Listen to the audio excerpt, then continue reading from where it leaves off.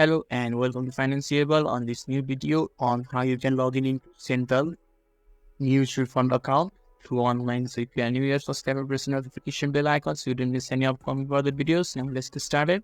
So firstly, you need to open the web browser of your choice, and in the top of the web browser there is the search bar. Click on the search bar and type Central Mutual Fund Login. After that, press enter in the keyboard, and when you are in the search results, you just need to click on the first search result, that is MF Central. Just click on it and their official website will be open right in front of you, and in the top right corner there is sign in and sign up button.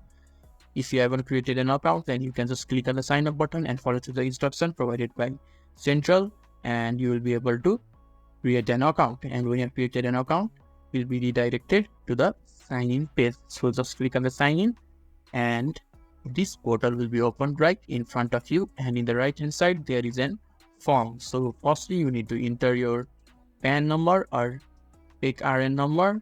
After that you just need to enter your password, and if you have forgotten your password, then you can just click on the forgot your password button and you will be able to retrieve the password.